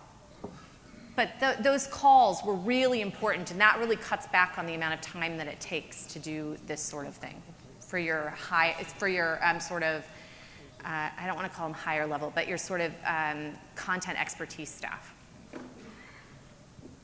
Good morning. I want to thank you both for being such enthusiastic speakers and wonderful talks, and well worth getting up crack of dawn for. I don't know about that. Thank you. My name is Jane Poole, and I work at Landstuhl Army Medical Center in Germany. And I want to share with the group that I think the first step to hand hygiene improvement is convincing your performance improvement and your PI meetings, all those people, that 92% is not real, and that is such a paradigm shift. And I was very lucky to have a chief surgeon that just stood up one day in a meeting and said, "This is the most BS data I've ever seen in my life. Nobody's washing their hands 92%. And I was so honored. I'd never thought of talking to the doctors and getting a champion to say that. Yep. And immediately we were like, yay. So we went out and developed a 3-prong methodology where we do peer observations among our unit infection preventionists. Great. Number 2 is we have handouts we have a large ambulatory area as well. So we would put a little snippet of paper that would invite our patients to observe what they see during their visit. But the third one is a secret shopper, where my soldier goes out and talks to people that maybe are in the system having several appointments in several areas, as well as inpatients, explains to them about hand hygiene, and we get some really interesting data from that person, sometimes over a period of time. So we started out at 52% of real data, and we're now up to 78%. So, cheer on, but I think that's a really important starting point. Breaking that glass ceiling is stupid. Thank you. Thank you. I just want to say that it's worth it for us to come here to help you guys this early in the morning, because I know how hard all of you work. It's not unusual for me to come in and my IPs are already there. And many days there are a couple who are left behind figuring out who was exposed to TB, or varicella. Yeah, late into the evening. Hi, I'm Amy Nichols with University of California, San Francisco. Thank you very much for a really great breakfast symposium. We have embarked on working with our anesthesiologists in the OR and trying to figure out how to what to count, first of all, in their workflow, and how to count that. And I'm just wondering if either of you have cracked that. And we're working with Robin Stackhouse at Zuckerberg San Francisco General, who has done some of that work, and it's really elusive. I'd love to hear any of your thoughts about that. Thank you. I've done a little bit of OR work, and that was actually primarily observational, looking at the role of phones in the OR. And they may be outside the patient zone in the OR, but if you actually watch hands, to me, phones are actually just a huge problem. There is a device on the market now, a small device you stick your phone in, and it uses UV light, specifically for phones. I'd love to see those in every OR. I think that'd be great. So to me, that's the elephant in the room, at least for now. But I will admit, I have not looked much beyond that myself. Yeah, I'm in the bargaining stage of OR hand hygiene. I've convinced myself that I am working on other problems right now, and it remains something that in my quiet moments I go, I really don't know what's going on in there. So you let me know what you guys find. Thank you. I'm Rebecca Johnson. I'm from Virginia. We have a small eye surgery center. Eyes. Yes. I love it. I've been there 10 years, but I also started the program. We didn't have an infection control program, so this is exciting for me. But is it possible to do this in an ambulatory surgery center? Absolutely. You just need to pick the right system for what you need to measure, what's important to you in your setting. So know what it is. If you know when you want people to be cleaning their hands, you need to figure out what's going to measure it more accurately than what you have. Right? And then find the technology that's going to measure what you need it to measure. Look at it the same way as, like, if you want, for example, if you want to, as I explained to my son, If you want to measure liquids, you must use a liquid measuring cup. If you want to measure flour, you must use a dry measuring cup. Those are tools designed for those jobs. So if you want to measure dry things in a liquid measuring cup, it's going to be challenging. So just know what you want to measure and pick the right thing for what it is that you want to do. Thank you. I have a question here for Dr. Landon. I'm Jim Mann with Hand Washing for Life, and I want to thank you both. These were the two most helpful presentations that we've had, and we've been at this for 20 years looking at nothing but hand hygiene. So first thing, I thank you. Thank you. Thank you very much. The second part, Dr. Landon, I'm wondering for what advice would you have for facilities that are concerned about hand washing in the kitchen? You can use systems like this to worry about kitchens as well. There's no reason why you couldn't measure or monitor the space where someone is going. Like when somebody leaves the kitchen, they probably need to clean their hands when they come back in. Once somebody leaves, if they go to a specific food station where you're cutting the meat, then or something like that, then you know that you need to have cleaning. So it's just about like you need to decide again what sort of space you need to measure and how you're going to measure it. You can also use you could also use a number of times a day probably for that if they have specific design tasks. What do you think? I think, there's a lot of different ways you can do that kind of measurement, and you could do that with individuals or aggregated. And again, when you have a noisy environment, and Dr. Landon talked a lot about noise in the denominator, the go-to is to look at what is your stable baseline and use that as a basis for then looking for improvement. Thank you for your presentation. It's not a question, it's more of a comment. Why aren't we getting into the educational system of these healthcare workers and stressing the hand hygiene? I come from an era when we did that, and I don't know if it's being done anymore when they get their education. Start out with hand hygiene. We still do. Do you? Yeah, so we actually published a paper looking at physicians' perception of hand hygiene across the different levels of training. And it turns out in the years before they show up at a hospital, they all believe hand hygiene is very important. They know when they're supposed to do it. They anticipate that they will be cleaning their hands 100% of the time. And then immediately upon exposure to the current healthcare situation and the culture of healthcare, they stop thinking it's nearly as important because no one else is doing it. And so all the education in the world cannot trump culture. Yeah. Peer pressure is absolutely important. Yeah. So true. Hi, my name's Ted Pincock. I'm from St. Paul's Hospital in Vancouver, Canada. When you mentioned your new facility, tweaked in my head. I know that all of us probably struggle with dispenser placement. And a lot of us are dealing with old, decrepit buildings, but some of us have the good fortune to be designing a new one. So I was wondering if you had any comments about dispenser placement and design in new facilities, and then also if you had any tips for the people who have to deal with the old decrepit buildings. I'll start. So there is evidence, pretty clear evidence, that especially for physicians, line of sight to the patient. Stand in the doorway, look and see where the patient's head is going to be, draw a straight line, and try and get a dispenser hung right then and there. I've seen some hardware that can affix dispensers to the foot of the bed, depending on the configuration of the room. That might just do it right there. So I think it's very exciting to be able to design a new facility and think about that sort of stuff. The most important thing is, and you put it in your question, is what can we do? Because I think not actually being proactive is a huge risk there. For decrepit buildings, again, things that attach to beds might just work. It may be possible in some circumstances to rearrange how the room is set up. I know there's going to be huge limitations in terms of utility hookups, but that's something to think about. We experimented with putting dispensers outside ward doors where there is the button to push to get the doors to open, and also a certain amount of standing around waiting for the doors to open, and that just seemed like a natural thing. Again, in line of sight.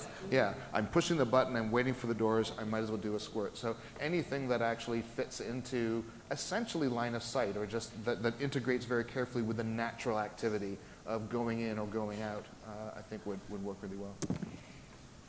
We just did this. So I had an old decrepit hospital. We built a brand new gigantic hospital, and then we left half the patients in the old hospital. Then we built out the rest of the new hospital, then moved all the patients over from there. And so now we're renovating the old hospital into a new hospital. So I can tell you one thing, I hate renovating hospitals, and I can't stand building new hospitals. And it's annoying because the problem is that no matter what you say is going to be important, there's going to be about 50,000 other competing priorities for when you're building new construction. And for me, from an infection control standpoint, it frequently comes down to what is the absolute lower limit of what I will accept as tolerable, right? And so no matter how many sinks you put in, there will not be enough sinks. You can put a sink in every 5 inches, and there will not be enough sinks. You can put in a dispenser. We have always had the philosophy, if you want a dispenser there, we'll put it there, as long as we're not hitting our fire code max. And it doesn't help. Like the room with the 5 dispensers.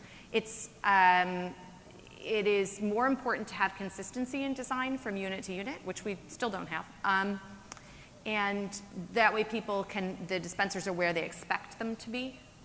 That, I think, matters a lot. I think line of sight really does matter. If they're behind the curtain and around, they're never going to use them. We have a lot of data about which dispensers are used and which dispensers are not used. And so we know a lot more about placing dispensers now after our first build out, so that our second time we had a much better idea of where to put them. But we still were very limited in some spaces based on where the header wall is, where the electricity is running, where you have your water, where you have to put your sharps box, where there's like literally like 7 inches in which you get to maneuver. Do you want it here or here? In the end. So I think it's great to be thoughtful. The more important thing, I think, is where you put the sinks, because for C. diff, it really matters. And we had a lot of pushback. There were a lot of people who thought, we've got all this hand sanitizer, we don't need to have so many sinks on the unit. And we pushed for more sinks, and there are still definitely not enough sinks. If I can just tag on to that, UCSF, and we built a new building, moved into it about 2.5 years ago. And what we discovered was that the people who put in the utilities, the blow and go guys, had this huge expanse of wall, and they spaced out everything so that there was no usable space on the wall. Yes. So if you can get compliance with the project manager to say, okay, the utilities have got to be grouped on the walls so that we can use the space around the door and so on. It would be helpful. And even then, even though we had that agreement, getting in there when the blow and go guys are putting it in and reminding them you can't do this, you can't have the whole wall, is really important.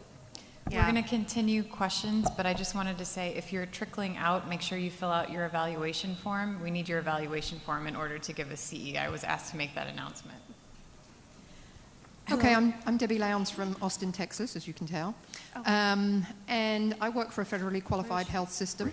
Oh, I'm like, I can't find you. There's a bright light behind you. That's me, I'm the bright light. With about 100,000 patients. And one of the big challenges we have is the products that although we say we have to have the 60% alcohol by volume, and we restrict it on our formulary for purchasing, we keep getting other people bringing in other products. They've managed to do it through Office Max, and they managed to do it through other venues. Any suggestions on how to educate people? Don't do it. I mean, that's what I want to do. I want to stamp up and down and say, why are you doing it? I mean, we've educated them on why we're doing this stuff, but we keep having this sort of drift of products coming in. How are you? I don't even know how. Most of ours are attached to the wall, and you can't fill it with anything but what we have. Yeah. And so do people have little bottles of sanitizer here or there? Maybe. I don't see them very much. I don't know. Yeah. That's an interesting question. I And haven't it's really addressed the that problem. It's really the front office staff that are doing it, and then it sort of graduates its way into the back end. Do you need to rethink what product you have? Is it not right? We keep restricting formularies. No, and I mean, it's do they just- not like the one that you've picked? So there's a recommendation from OSHA that you have to like sort of trial and with your frontline staff. We're currently doing that with Yeah, them. they might. I think the product that we use is pretty tolerable, so I don't see a lot of that. But maybe that's the answer. I don't know. Well, I would say you probably have a finite number of people who actually do the ordering, and I would put the squeeze on them from a policy standpoint to say when people ask for this, the answer has to be no. Just if there's a small number of people who do the ordering. Yeah. Just like the food and drink. Garbage. Or two. My name's Melissa from Keck Medicine at USC. I wanted to know, were you able to see an improvement in the quality of hand hygiene? We haven't spent very much time looking at the quality of hand hygiene. I'm really focused on getting hand gel or soap onto people's hands. I want them to get the product onto their hands. There certainly are improvements to be made on getting it onto their fingertips and between their fingers. But to be honest with you, the surfaces that get the most clean are the ones that are doing most of the touching. So we're happy. I want to see more of it onto hands, and then we can talk about making it perfect. I think the best innovation I have seen are metered doses. So electronic dispensers. Yeah, we have that already. They give you the whole thing, because the early work I did was on hand pump ones where you could do a half squeeze, a quarter squeeze. And so we had a big decision about at what point were we going to count that? Were we going to light that up? And that was a huge issue. So the metered doses is huge. And I think to get to the point where it's on our worry list to look at quality would be a nice problem to have. And yeah, just not there. Yeah, I'm in depression about that one. Yeah.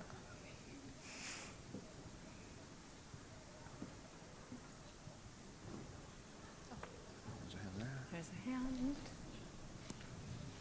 Hi, good morning. Also, thank you. Great talk. And I admit I may have missed something, but did you say anything about allergies? You know, people do complain about allergy to the hand hygiene product. I also, I guess that's one question. I actually had two. I'm transitioning to we're building a newer facility, but our current facility, the rooms are small, the sinks are at the back of the room, and I'll frequently get physicians or nurses, any clinicians saying, well, I went down the hall to use the sink.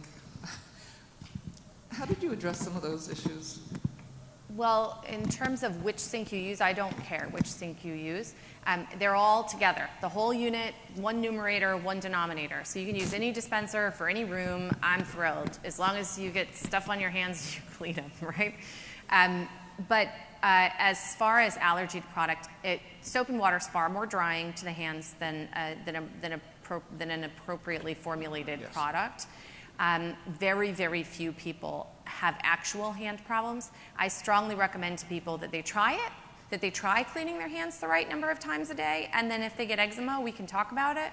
If they have problems with their hands, and no one's been to see me about this yet, and no one's been to see occupational medicine about it yet.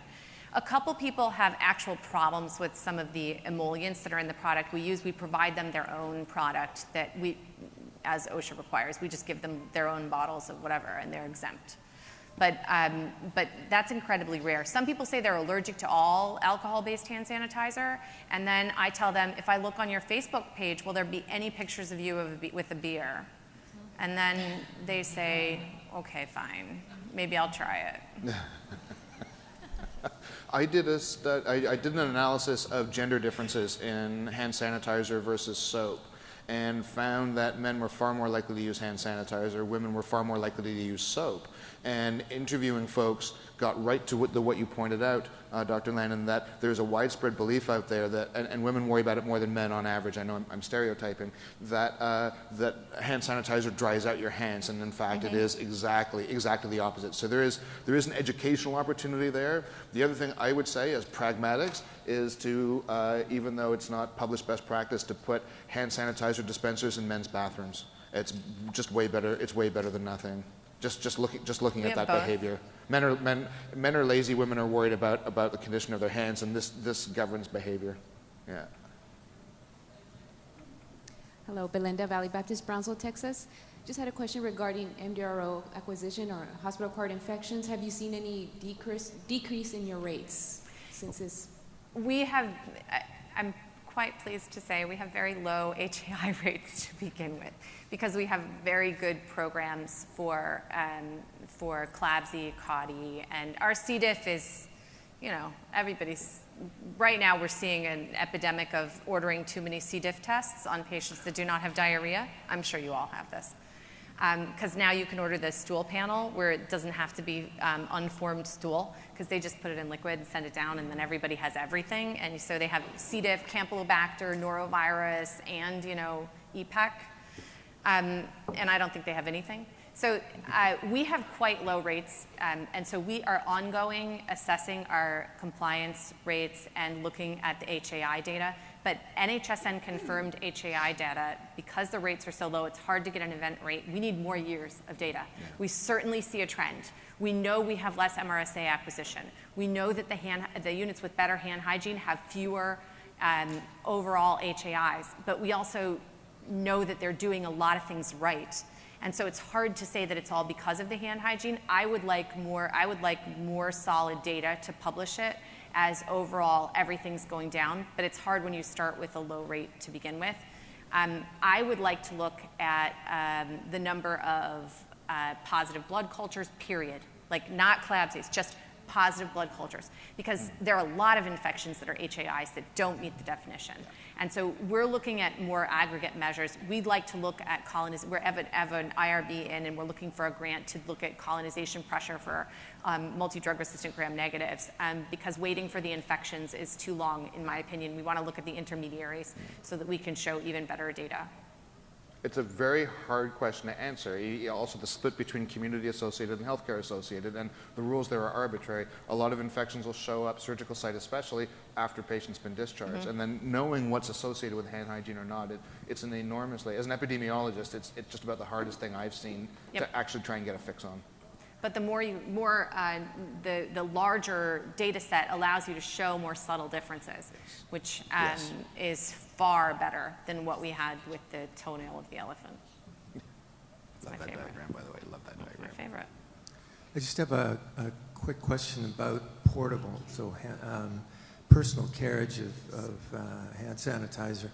We put a fair bit of resource into, because of our dispenser placement issues, providing personal carriage hand sanitizer. So I'm just wondering. Personal, you mean like pocket? Yes. Like, yeah. Okay. You can monitor that. Yeah, okay. Mm-hmm. That was one part. There are systems available that do that.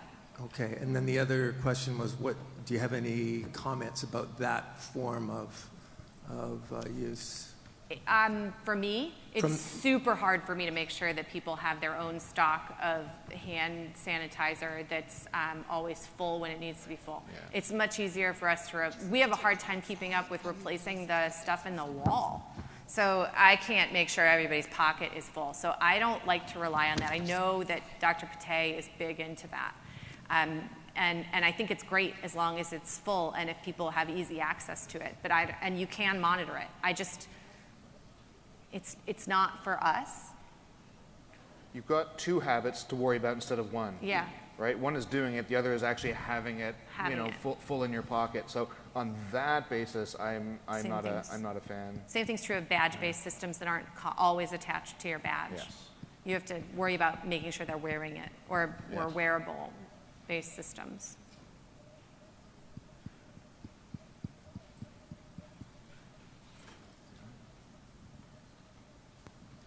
A quick question. Did you compare anything related to cost associated with direct observations versus electronic system? Oh, it's way cheaper to do electronic observation than it is to have comprehensive. I mean, you can't, there's no possible way. The amount of money to capture the same number of observations, we'd have to have, like, literally, let's see, with our current setup, we'd need to have, I can't even tell you. It would be like, we would need probably 100 FTEs. That's what I think too. I think No. there's justification-wise. I think if someone looked at ICP spending time, or anyone on a higher level of role spending time, it's far cheaper to have a Oh, yeah. Well, electronic it's system. also it's a sampling versus census thing. So if you have a fixed amount of money and you're either going to spend that to build a system for a census, or you're going to use that money to pay people to do sampling, you're going to have a very small sample, and that's going to give you Yeah. data that it just isn't right. And so that begs the question, what exactly are you paying for? Thank you. Do we have any other questions? Thank you all for coming you. and for Thanks a lot. staying around to ask questions. We appreciate it. All Enjoy right, the it's breakfast conference. time.